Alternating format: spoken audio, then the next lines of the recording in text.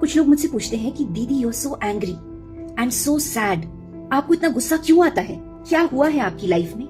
बताती हूँ। यूपी में एक लड़की के हाथ पैर काटकर उसे जिंदा जला दिया और आयरनी देखो, उसी दिन सुबह उस लड़की ने अपने पापा को कॉल करके बताया कि पापा आज शायद ये लोग मुझे मार देंगे, जल्दी आना।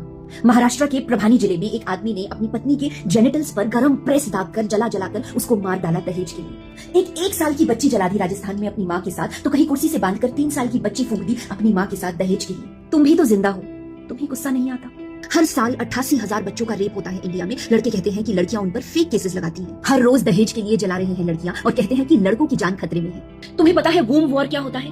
दुनिया में जब भी युद्ध हुए, चाहे वो मुगल्स हो या तुर्क हो या हिटलर हो या पाकिस्तान बांग्लादेश हो या गाजा या सीरिया या चाइना, आर्मी ने रेप कैंप्स बनाए। घरों में घुसकर छोटे छोटे बच्चों का, 4 साल 6 साल के बच्चों का गैंग रेप किया।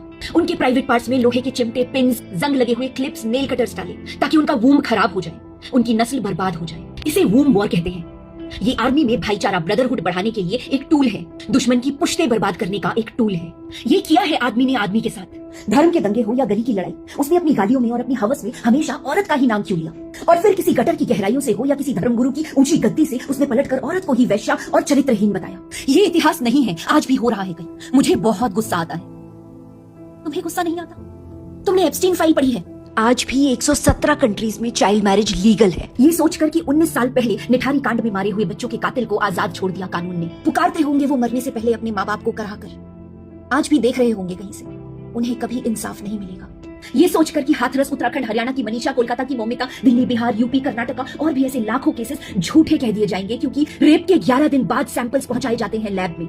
यहाँ विक्टिम की एफआईआर नहीं, उस पर मीम्स बनाए जाते हैं। दलित की बेटी का रेप होता है और एक कॉमेडियन स्टेज पर खड़ा होकर उस पर जोक्स बनाता है। हम हंसकर रेप वीडियोस को डार्क ह्यूमर कह देते हैं और मर्द गूगल पर बच्चों के रेप वीडियो सर्च करते हैं। लड़कियां आज भी चांदनी चौक से ब्राइडल लहंगे खरीदने में बिजी हैं। मीनवाइल रेप अक्यूज सब बाइज्जत बरी हो जाते हैं। तालिबानी इंडिया में इंडियन वुमेन को बैन कर देते हैं। हमारे मर्द उनका सपोर्ट करते हैं। पार्लियामेंट में रेप हो रहा है तो एंजॉय करो बोलकर ठहाके लगाए जाते हैं। लड़कियों से क्या डरना, हमें देखकर उनका मुंह निकल जाता है बोलकर रेपिस्ट रेप कंटेंट बना रहे हैं और बाकी के रेपिस्ट एलिमनी बोलकर अपने रेप राइट्स मांग रहे हैं। तुम्हें गुस्सा नहीं आता? जब एक विधवा को बांस से मारकर उसे जिंदा जला देते थे तब मर्द सती देवी की जय हो बोलकर ढोल कासे बजाते थे, उसे सती प्रथा कहते थे।